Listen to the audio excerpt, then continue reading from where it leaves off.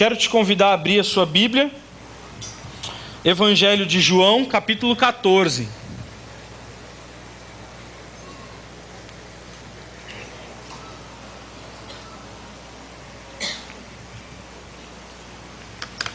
Evangelho de João, capítulo 14, nós vamos ler de 1 a 14.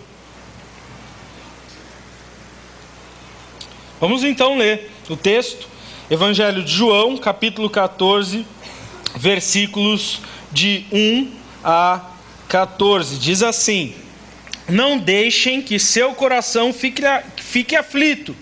Creiam em Deus, creiam também em mim. Na casa de meu pai há muitas moradas. Se não fosse assim, eu lhes teria dito: vou preparar lugar para vocês. E quando tudo estiver pronto, virei buscá-los, para que estejam sempre comigo onde eu estiver. Vocês conhecem o caminho para onde vou. Não sabemos o caminho para onde vai, Senhor, disse Tomé. Como podemos conhecer o caminho? E Jesus disse: Eu sou o caminho, a verdade e a vida. Ninguém pode vir ao Pai senão por mim. Se vocês realmente me conhecessem, saberiam quem é o meu Pai. Mas de agora em diante vocês vão conhecer e ver o Pai. E Filipe disse: Senhor, mostra-nos o Pai e ficaremos satisfeitos. Jesus então respondeu: Filipe, estive com vocês durante tanto tempo e vocês ainda não sabem quem eu sou? Quem me vê, vê o Pai. Então por que me pedes para te mostrar o Pai? Você não crê que eu estou no Pai e o Pai está em mim? As palavras que eu digo não são minhas, mas de meu Pai, que permanece em mim e realiza suas obras por meu intermédio. Apenas creiam que eu estou no Pai e que o Pai está em mim, ou creiam pelo menos por causa das obras que vocês me viram realizar. Eu lhes digo a verdade: quem crê em mim fará obras que tenho realizado, e até maiores, pois eu vou para o Pai. Vocês podem pedir qualquer coisa em meu nome, e eu farei, para que o Filho glorifique o Pai. Sim, peçam qualquer coisa em meu nome, e eu farei. Então nós já vimos os primeiros versículos, até o versículo 12, até o 11, nós já vimos. O que Deus está ensinando aí? Jesus está indo embora. Jesus está dizendo para os discípulos: olha, agora chegou a minha hora, eu vou morrer, eu vou embora.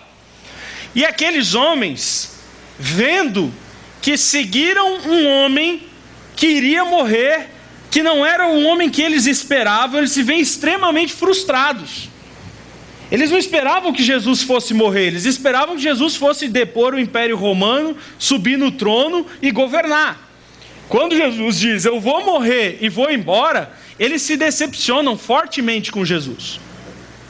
E aí o coração deles fica cheio de aflição, porque o foco deles não estava na glória de Deus, o foco deles estava na glória pessoal. Enquanto Jesus está dizendo: olha, eu vou glorificar o meu Pai, eu vou honrar o meu Pai, eu vou fazer a vontade do meu Pai, eles estavam discutindo entre eles que quando Jesus sentasse no trono, quem que ia ficar na direita e quem que ia ficar na esquerda. Eles estavam preocupados de discutir entre eles qual deles era o mais importante, era o melhor. Então Jesus estava olhando para Deus e para o plano de Deus, para a glória de Deus, e esses caras estavam olhando para si mesmos e para a terra, para o material, para o aqui, para o agora. Jesus está olhando para glorificar a Deus no futuro. Esses caras estão olhando para suprimento das suas necessidades pessoais naquele momento. Então a discussão que está rolando aqui basicamente se resume em pessoas que olham para Deus e pessoas que olham para essa terra, pessoas que querem a vontade de Deus e pessoas que querem as suas próprias vontades. E Jesus, vendo que o coração deles estava aflito porque eles estavam com coisas erradas, Jesus os convida a crer. A primeira coisa que Jesus diz para esses homens é: queridos, vocês estão com o olho no lugar errado. Creiam em Deus. Tira o olho de vocês mesmos, tiram o olho das suas próprias necessidades, das suas próprias vontades, dos seus próprios planos, das suas próprias expectativas e olha para Deus. E nós vimos nas semanas passadas, quando estudamos esse texto, que essa é a mensagem para nós também. Porque às vezes nós deixamos com que a nossa vida esteja focada com o carro que eu quero comprar, com a casa que eu quero comprar, com o bairro onde eu vou morar, com o emprego que eu quero ter, com o sonho da minha vida, com a realização do meu prazer, da minha vontade, do meu plano, e a gente vai vivendo assim desesperado, e isso vai trazendo para a gente uma série de frustrações e angústias e problemas e falta de foco. É interessante que as pessoas que mais tomam antidepressivo no Brasil não são os pobres, são os ricos. As pessoas mais infelizes, aquelas que mais se suicidam, não são aqueles que não têm nada, mas são aqueles que têm tudo. Porque a realização dessa vida não está nas coisas materiais. E não é você chegar no cargo máximo da sua empresa que você vai ser feliz. Não é você adquirir todos os diplomas e falar todas as línguas que você quer falar que vai te fazer feliz. Não é comprar a casa dos seus sonhos no bairro dos seus sonhos que vai te fazer feliz. Não é você ter o carro dos seus sonhos ou você ter o emprego dos seus sonhos que vai te fazer feliz. Jesus olha para os apóstolos e disse: se vocês seguirem esse caminho, o caminho dessa terra, o caminho das suas necessidades pessoais, esse caminho vai te afastar cada vez mais de Deus. E Jesus os convida: creiam em mim. E essa crença em Jesus significa andar por um outro caminho, um caminho que prioriza as coisas de Deus. E aí nós vimos inclusive textos que dizem: busquem em primeiro lugar o reino de Deus, a glória de Deus, a vontade de Deus, o plano de Deus. Ponham Deus em primeiro lugar, priorizem Deus na vida de vocês, e todas as coisas que vocês precisam para esta vida vos serão acrescentadas. Deus cuida de nós. Isso tem a ver, pastor, que todos nós que estamos aqui temos que deixar os nossos empregos, deixar as nossas profissões, deixar tudo que nós estamos fazendo, vamos todo mundo ser pastores de igreja, vamos ser missionários. Não é isso que eu estou dizendo. Eu estou dizendo que o teu coração não pode estar nesse mundo aqui. A Bíblia nos diz isso, que quem ama este mundo e as coisas desse mundo não tem condição de amar a Deus. Deus tem que ser o amor maior, tem que ser a prioridade maior, tem que ser o plano maior. Ele tem que ser o primeiro. Então, quando eu acordo de manhã para ir para o meu trabalho, quando eu acordo de manhã para fazer as minhas coisas, eu tenho que ter na minha cabeça que eu não estou indo para aquela empresa por causa do dinheiro que eu vou ganhar no fim do mês. Eu tenho que ter a certeza de que eu estou indo para aquela empresa para glorificar o meu Deus e para pregar o Evangelho. E aí Jesus diz isso para eles: a questão não é o que você faz, mas como você faz. Quais são as suas intenções, quais são os seus propósitos. E aí Jesus chama aqueles caras para dizer: olha, além de crer em Deus, façam o que eu mandei vocês fazer. E aí Jesus volta os olhos deles, não só para as motivações, mas para aquilo que eles fazem. Jesus primeiro olha para as motivações e diz que as suas motivações estejam baseadas na fé, estejam baseadas em estar em Cristo. E a gente viu aqui na semana passada essa coisa do estar e ter, ser e fazer, essas prioridades. E aí ele diz: quando você tem o foco de como eu estou no Pai, o Pai está em mim, eu estou em vós e vós estáis em mim, e vocês fazem então as mesmas coisas que eu faço.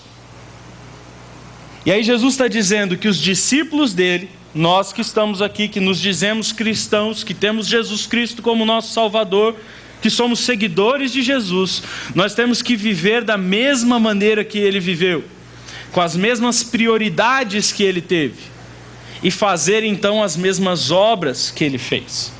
E essas obras nós vimos aí. Ele diz: façam as mesmas coisas que eu fiz. Quer dizer, porta-vozes da palavra do Pai. Vocês têm uma função na vida. A função da vida de vocês é, seja em que profissão você entrar, seja em que bairro você estiver, seja que carro que você tiver, seja que vida que você levar, em qualquer circunstância, não fique de olho nas circunstâncias, fique de olho no propósito da sua vida. Qual é o propósito da sua vida? falar a palavra do Pai. Falar a palavra do Pai. Seja você andando no busão da CPTM, no trenzão da CPTM lotado, seja você andando no seu carro importado, a prioridade da sua vida é falar a palavra do Pai. É você anunciar o Evangelho. E Jesus diz isso, que nós temos que, para isso, transcender também o que nós fazemos. Nós falamos a palavra do Pai, mas nós fazemos as mesmas coisas que Jesus fez.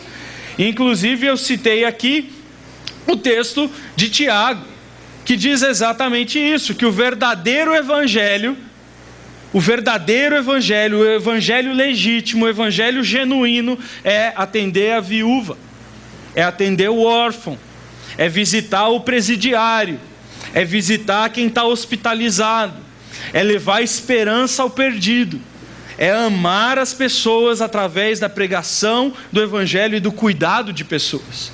E Jesus então está dizendo, se você é um cristão, e se você está em mim, e eu estou em vós, vocês falam as mesmas palavras que eu falei, e vocês fazem as mesmas coisas que eu fiz.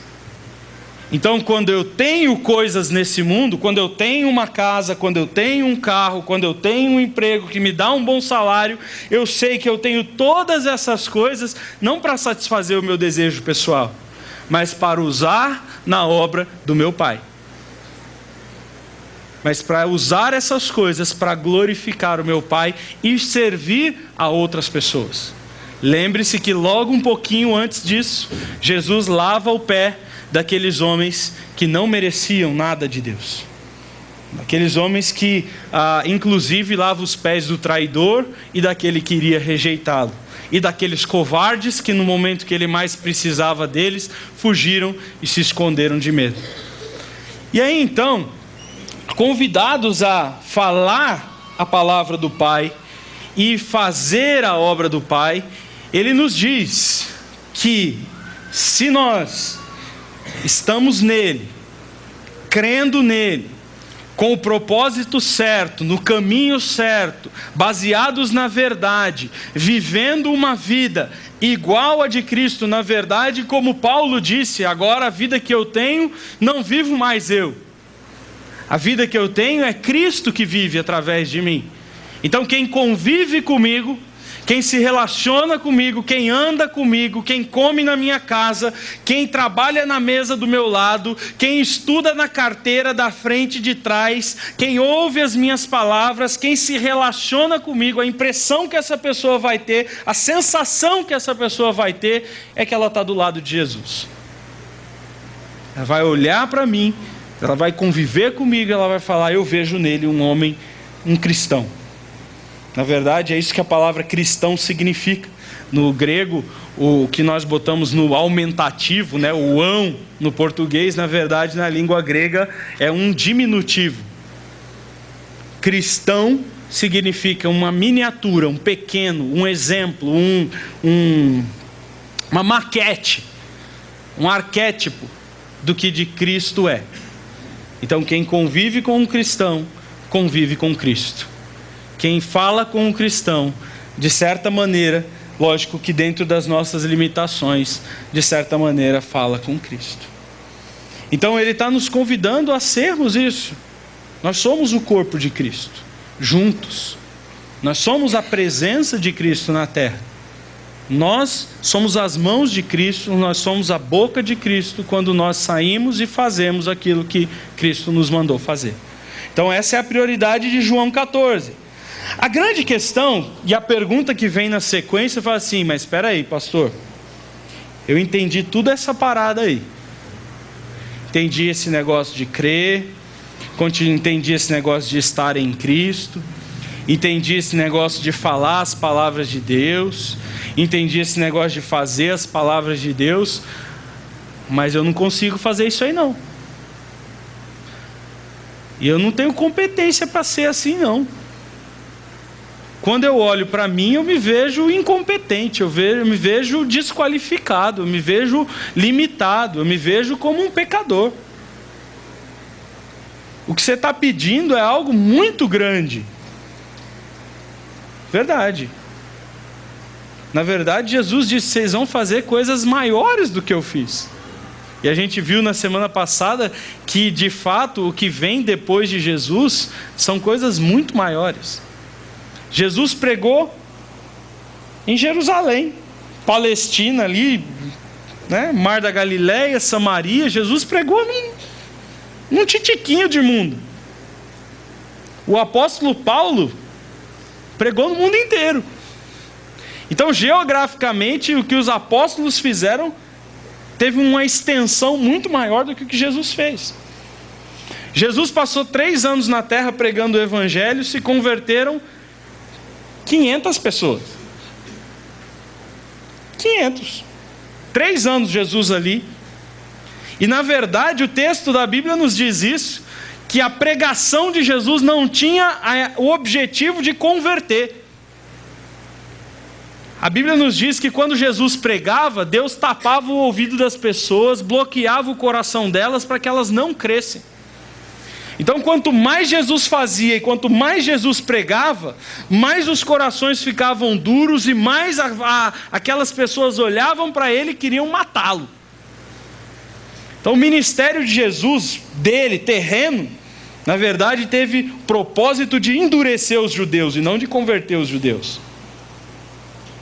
Mas os apóstolos, quando se reuniram em Jerusalém no dia de Pentecoste, no dia da festa judaica do Pentecoste, o Espírito Santo desceu sobre eles, e na primeira pregação de Pedro, como apóstolo fundador da igreja, primeira pregação de Pedro, 3.000 convertidos. O que Jesus não fez em 3 anos, Pedro fez em uma pregação. Pedro não. Nós já vamos ver que não é Pedro. Mas o fato é que os apóstolos foram muito além de Jesus. Muito além. Na extensão do seu ministério. Na verdade, Jesus foi assunto aos céus, e a Bíblia nos diz isso, que na hora da assunção tinha ali 500 pessoas.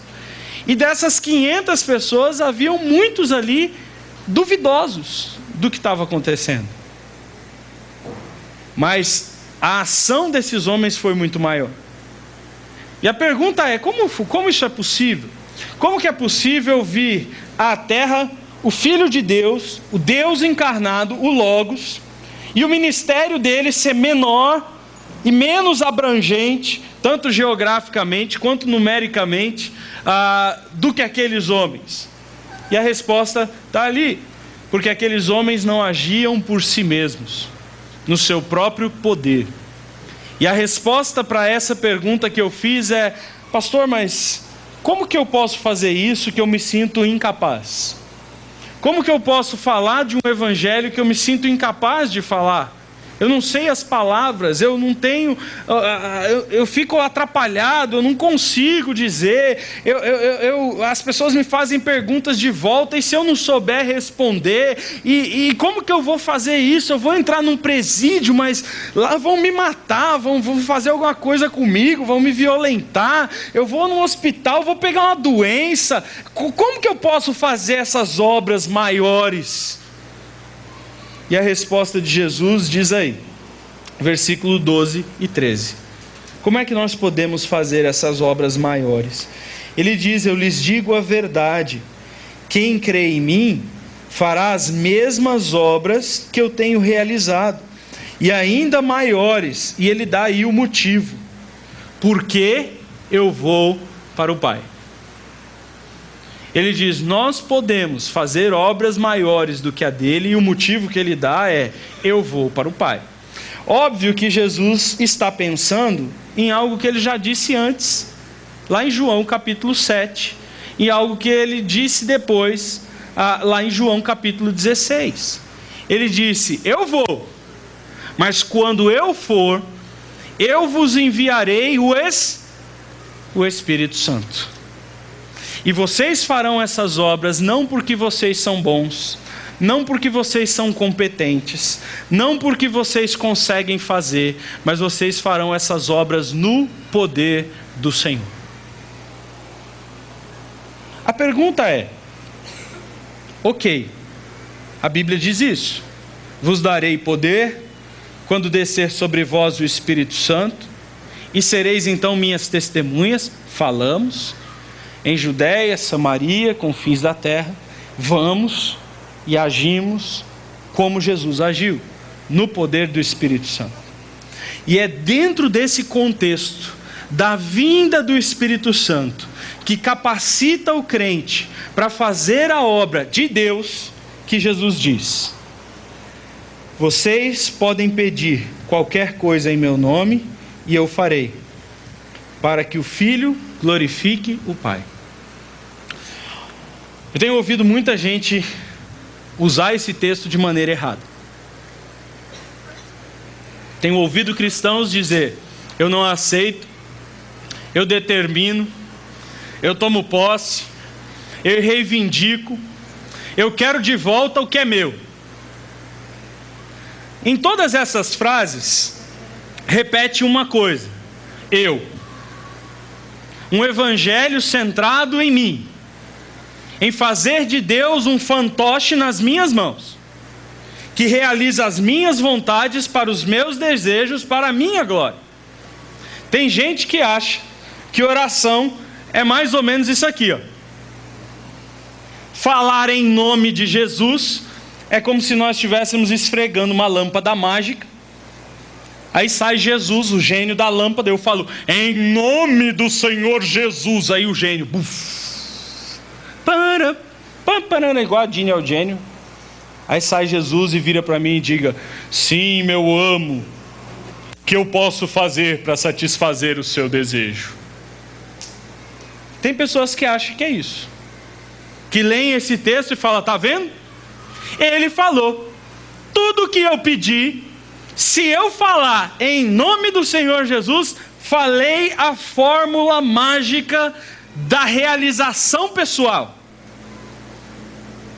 E aí, os hereges, os falsos profetas, esses malditos do inferno, que pegam a palavra de Deus para os seus próprios benefícios, chegam e falam o seguinte: se você pediu em nome do Senhor Jesus e não aconteceu, é porque você não tem fé. Aí joga a culpa em você. É você que não tem a fé. Você falou em nome de Jesus? Falei. Não aconteceu? Não. E por quê? É porque você não tem fé. Isso aí é do inferno. Isso é capeta falando. Isso não é gente, não. É o demônio. A boca do diabo. A hora que alguém falar isso aí para você, que você orou e não te deu porque você não teve fé, pode falar para eles: arreda-te de mim, Satanás. Isso não vem de Deus. Jesus está dizendo por que a gente ora e não recebe. Ele está dizendo aqui quando é que a gente fala em nome de Jesus. Eu me lembro de uma igreja que eu pastoreei um tempo atrás, que eu tinha um irmão da igreja, um senhorzinho já, e eu lembro que ele orava. Cadê a Arit? A Arit não está aí? Está aí, lembra, Arit?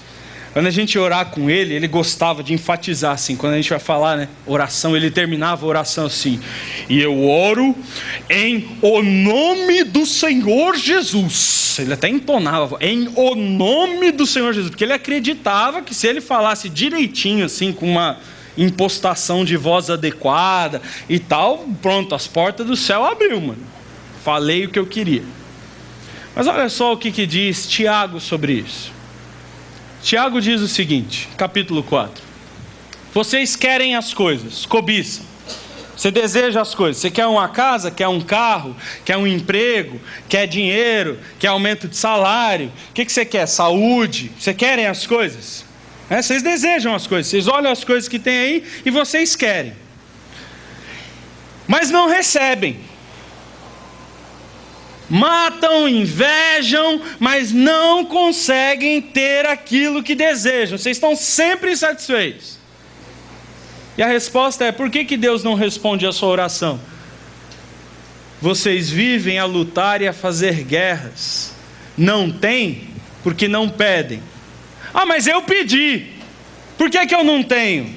Porque quando você pede, não recebe, porque pedem para os seus próprios motivos errados, para gastar e satisfazer os seus próprios prazeres. Onde está o foco desse coração? Naquilo que ele acha que é bom para ele, naquilo que ele acha que é melhor para ele. Esse coração que diz assim: eu não aceito.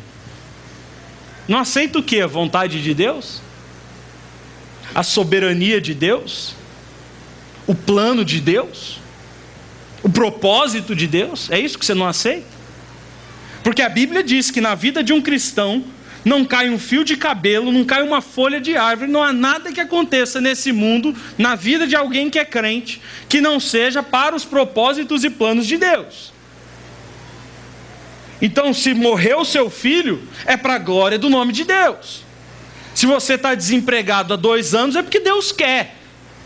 Quando você diz assim, eu não aceito, eu rejeito, você está dizendo que não aceita a Deus? Que Deus perdeu o controle da sua vida? Que Ele não é mais soberano? Que Ele não pode fazer alguma coisa? Não. Quando você ora e você não recebe, é porque o seu coração está na coisa errada.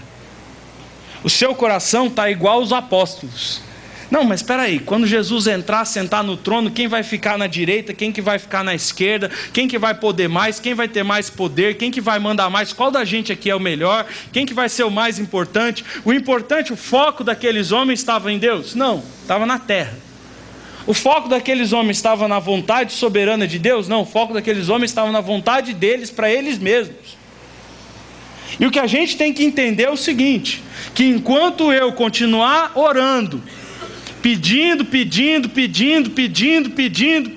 e determinando e orando e dobrando no meu quarto, mas o foco tiver eu, a resposta de Deus vai ser não. Não importa quanto tempo você ore, querido. Você pode fazer jejum, você pode fazer campanha, você pode orar 24 horas por dia, fazer reloginho de oração. Você pode fazer o que for, plantar bananeira, fazer o jejum de Daniel. Você pode fazer o que for, de cabo a rabo, de ponta cabeça. Pode fazer o ano da oração. Você pode fazer o que for, pode subir no monte. Você pode ver folhinha acendendo, mas enquanto o seu coração estiver em satisfazer você mesmo e os seus próprios desejos e prazeres, a resposta de Deus continuará sendo a mesma: não vou te dar. Porque não foi para isso, não é para isso que eu existo. Não é esse o foco. Jesus, ele diz isso lá no versículo 12. Ele diz assim: vocês farão as mesmas coisas que eu tenho realizado. O foco de Jesus era fazer o que? A vontade do Pai. Jesus se importou consigo mesmo? Em nenhum momento. Jesus não estava preocupado com ele. Jesus estava preocupado em fazer a vontade do Pai. Aquela última oração de Jesus no Getsêmani é muito interessante. Ele diz assim: Senhor, se tiver algum jeito, eu não quero morrer na cruz. Eu não quero ser espancado, eu não quero ser enfiado com coroa de espinho, eu não quero ser cuspido, eu não quero ser rejeitado pelos meus amigos, eu não quero sofrer. Mas faça-se a sua vontade e não a minha. Aonde está o foco do coração desse homem? Na vontade do Pai. Você acha que alguma coisa que esse homem pedir de acordo com a vontade do Pai, o Pai não o fará? Porque a vontade dele, ele deixava de lado. O importante é a vontade do meu Pai. E Jesus está dizendo isso. Ele está dizendo: olha, vocês farão as mesmas obras, e vocês orarão, e o que vocês pedirem acontecerá, desde que vocês façam as mesmas obras que eu, que são fazer a vontade do Pai. E aí eu tenho que começar a parar para pensar. Quando eu dobro meus joelhos lá no meu quarto, e quando eu começo a orar e a pedir a Deus alguma coisa, seja ela qual for, por que eu estou pedindo aquilo? Para fazer a vontade de Deus ou para fazer a minha? Eu me lembro que quando eu tinha 18 anos de idade, o Faustão sorteava a caminhonete S10 no programa do Faustão.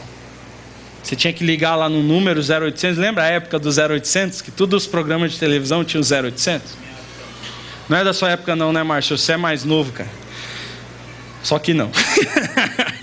Mas enfim, eu me lembro que eu tinha 18 anos, tinha acabado de tirar a carta de motorista, mano. Eu tava daquele jeito para ter um carro. Aí eu liguei a televisão, vi lá no Faustão 0800.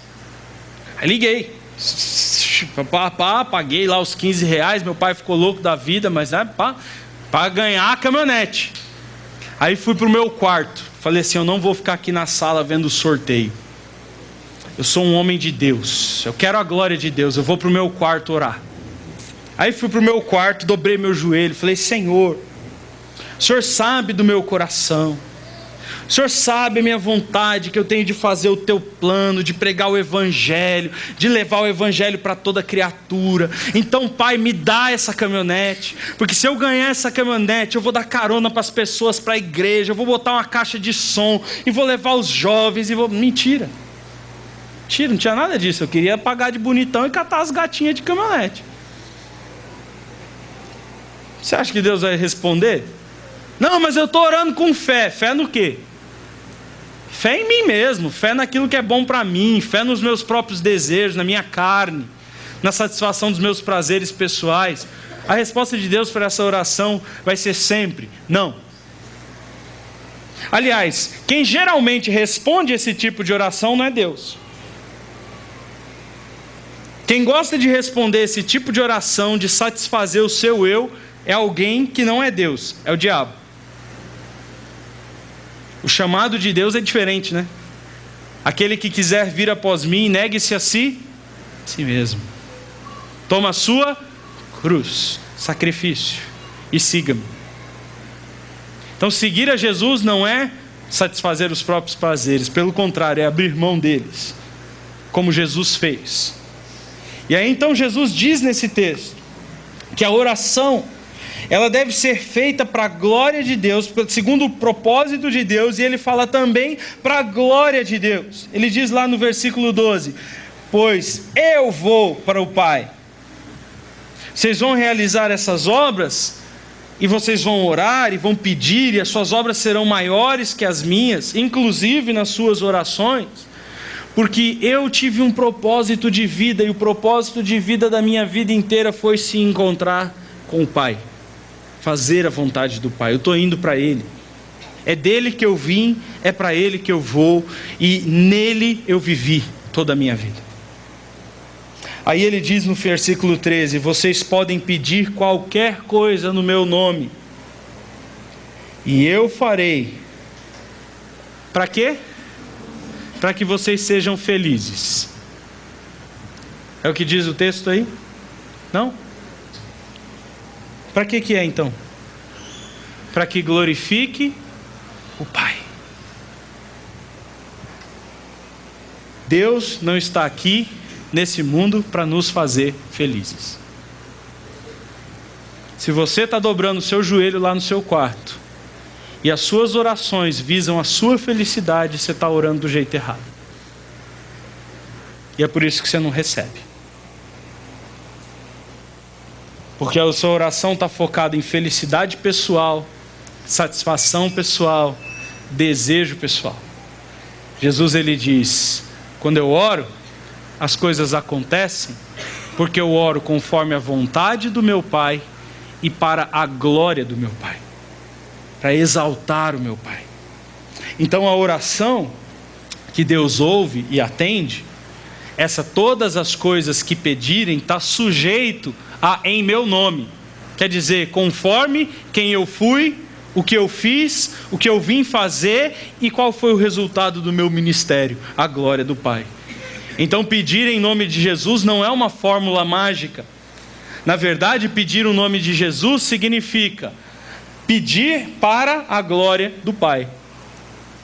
Toda oração que você fizer no seu quarto e que dentro da sua cabeça e dentro do seu coração, você estiver focado na glória de Deus, naquilo que exalta o nome de Deus, naquilo que glorifica o nome de Deus, naquilo que sendo realizado, as pessoas à volta vão falar assim: que Deus seja louvado, que o nome de Deus seja honrado, que o Senhor seja glorificado. Aí eu percebo o seguinte, que na maioria das vezes que os meus filhos ficam doentes e que eu oro, eu não estou preocupado com a glória de Deus. Na maioria das vezes, quando os meus filhos ficam doentes, eu estou preocupado comigo mesmo. E eu vou orar com medo de que eu perca os meus filhos. E aí eu oro pedindo a cura, não porque a cura glorifique a Deus, não é essa a minha preocupação. A minha preocupação é, eu tenho medo de perder os meus filhos, eu não sei viver sem eles. Então eu oro com medo de que perder os meus filhos, e não para a glória de Deus. Na maioria das vezes que eu vou orar, eu percebo que é assim que é o foco, que as minhas orações estão centradas em mim e nos meus próprios prazeres. E aí quando eu recebo um não, é que está o problema. Diferente da oração de Jó. Jó perdeu os filhos, Jó perdeu a casa, Jó perdeu os bens, Jó perdeu todas as coisas. E quando todas essas coisas aconteceram, Jó não questionou.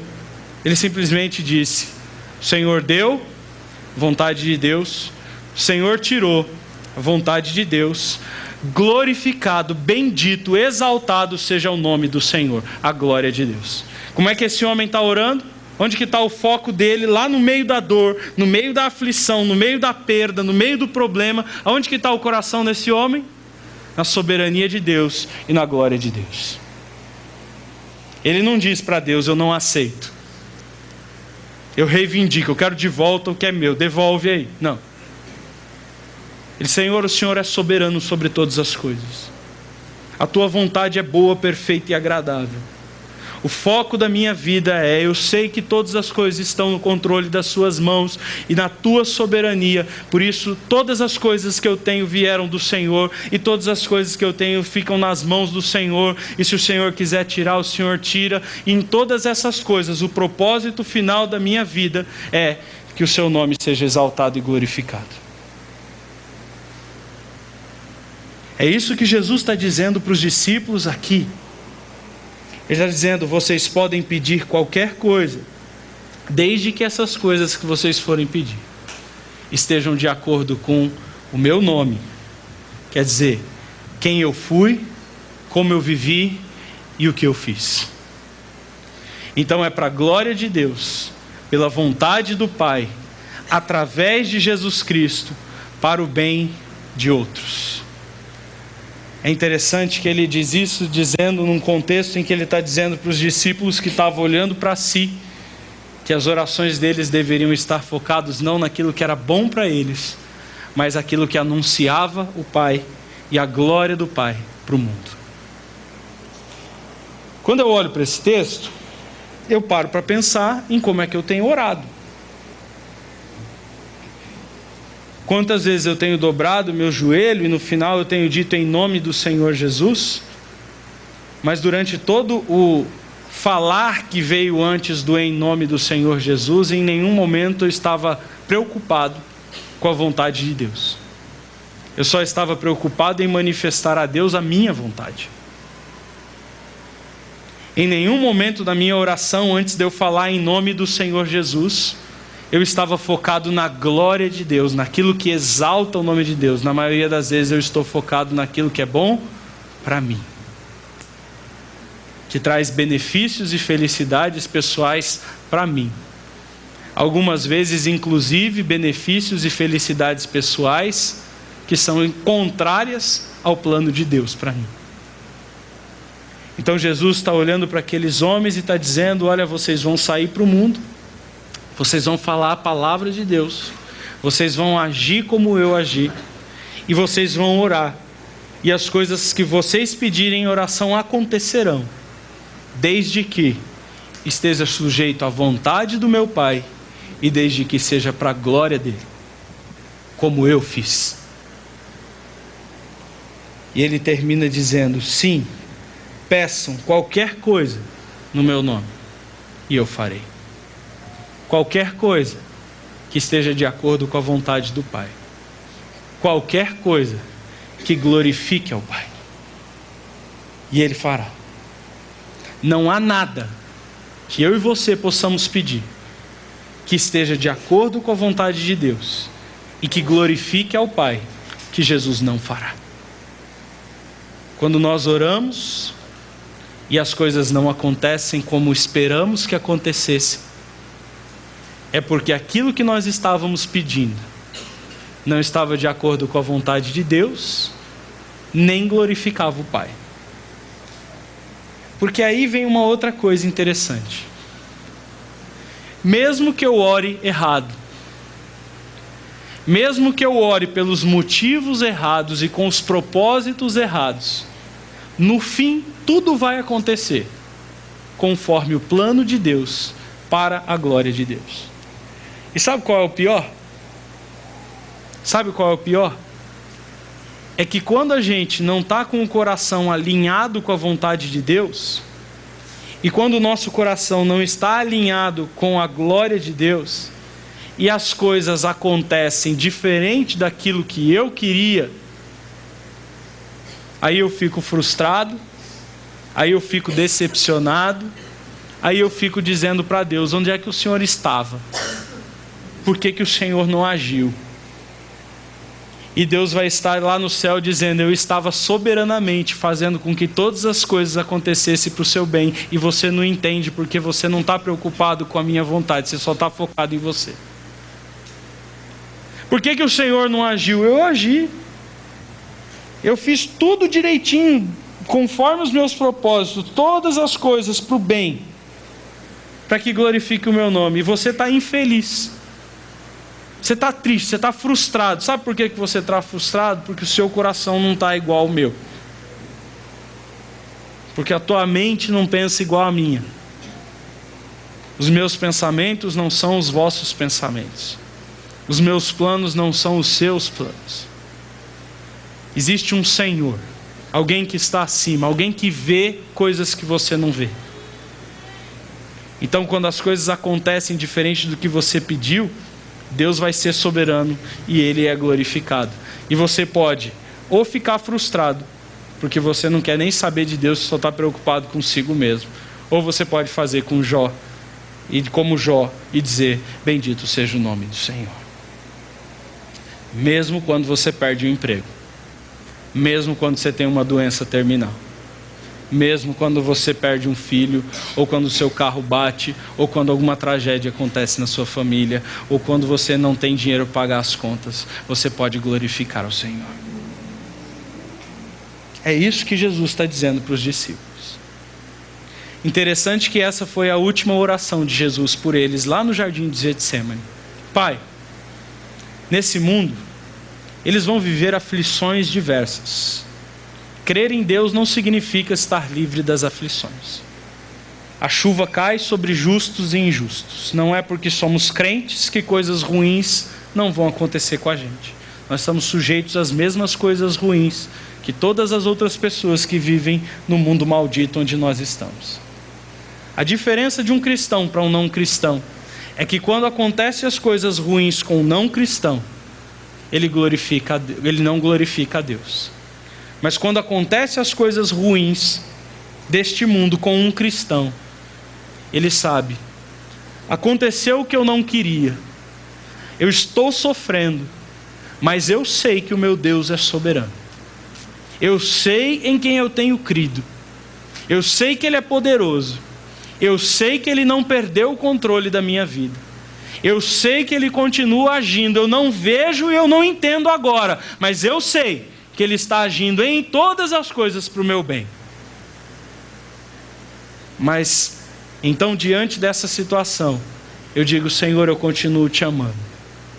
Continua fazendo o que o Senhor fizer. E no meio da minha dor e no meio da minha aflição, eu vou continuar falando do Evangelho e fazendo aquilo que Jesus fez. Esse é o plano de Deus. Pensando nisso, o Rick Warren disse o seguinte: as pessoas podem recusar o nosso amor e rejeitar as nossas palavras, mas elas não têm defesa contra as nossas orações. Não tem. Porque nas nossas orações, quando elas estão alinhadas com a vontade e a glória de Deus, todas as coisas serão realizadas. A pergunta é, e a grande questão, e é muito interessante pensar nisso: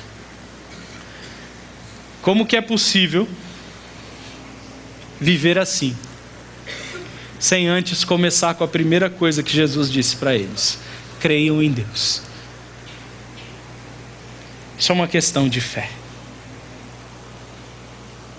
Crer em Deus não é ter todas as respostas, nem é saber todas as coisas. Crer em Deus é confiar que Ele está agindo em todas as coisas, que Ele faz tudo para o nosso bem, e usar todas as coisas que acontecem para a glória dEle. Assim nós terminamos o começo de João 14.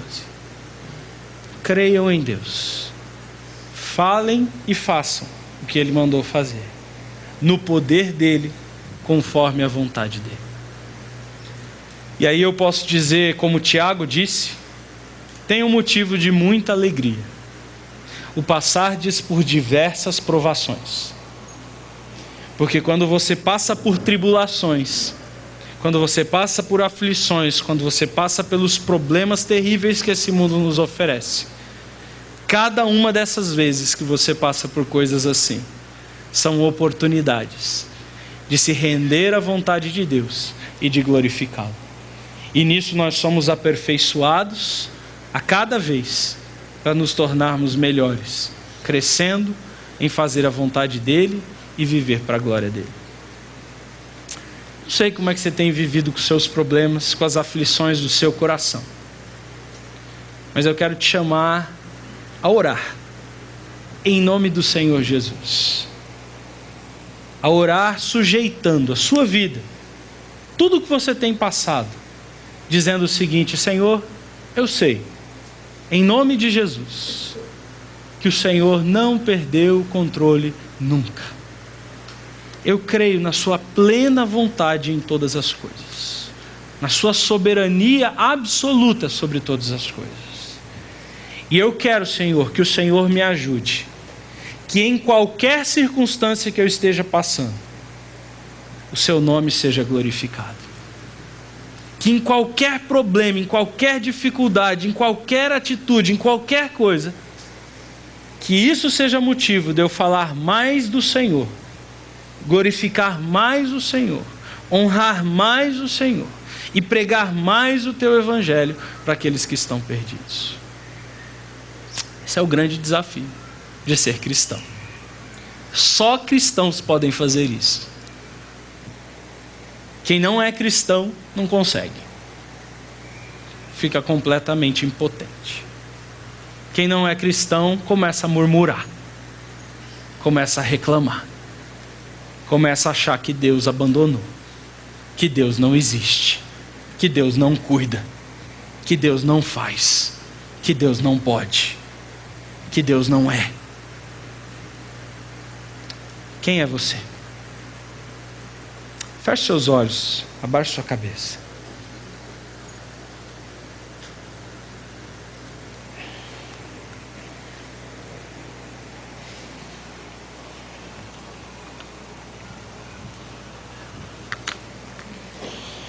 Senhor, eu sei que o Senhor é soberano sobre todas as coisas, que o Senhor nunca perde o controle, que nada, absolutamente nada nesse mundo acontece que não esteja debaixo das suas vontades, do teu plano soberano e do teu poder. Eu creio, Senhor, que quando eu vou tomar banho, e quando eu lavo a minha cabeça com shampoo e eu tiro a mão da cabeça e eu olho para a minha mão e vejo aqueles pelos que saíram da minha cabeça, que cada um fio daqueles só saiu da minha cabeça porque o Senhor quis que saísse. E eu creio, Senhor, que não existe sistema de governo, política, doença, empresa, patrão, chefe, nada nesse mundo, nada, que não esteja debaixo do controle poderoso e absoluto das suas mãos. Eu creio, Senhor, que na minha vida nada acontece, nada mesmo acontece que não seja debaixo da tua vontade. E eu sei que a tua vontade, ela é sempre, sem exceção, boa, perfeita e agradável. Eu sei que na minha vida a tua palavra me garante isso. Todas as coisas, mesmo aquelas que eu não quero, acontecem para o meu bem, porque eu amo o Senhor. Ó Deus, eu quero te pedir que, crendo nisso, em toda circunstância, eu possa glorificar o seu nome. Que em toda circunstância a minha palavra, que o meu testemunho, que a minha vida exalte o nome do Senhor. Que quando vierem doenças, quando vierem tragédias naturais, quando vierem crises econômicas, quando vierem situações as mais difíceis possíveis, a minha boca não esteja cheia de reclamações, de murmurações, de tristezas, de crenças de que o Senhor não faz, não age, me esqueceu, me abandonou. Não, Senhor, não permita isso na minha vida. Que em todas as circunstâncias da minha vida, considere-as eu boas ou ruins, eu possa glorificar e exaltar o teu nome. Eu possa agir conforme a glória do teu nome e manifestar a presença do Deus vivo na minha vida. Quero te pedir isso por mim e pelos meus irmãos aqui que são como eu, fracos, incapazes e impotentes, de vivermos neste mundo sem o teu poder. Pedimos que o Senhor manifeste nas nossas vidas o poder do teu Espírito, e que dentro deste poder as nossas orações sejam sempre atendidas, porque sempre oramos conforme a tua vontade, para a glória do teu nome. Faz isso em nós, ó Pai. É o que nós pedimos, clamamos, porque nós somos incompetentes por fazer. É o que a tua palavra diz. Sem o Senhor, nada nós podemos fazer. Tem misericórdia de nós, ó Deus. Age em nós, ó Pai. É o que eu oro, que peço, no nome do Senhor Jesus. Amém?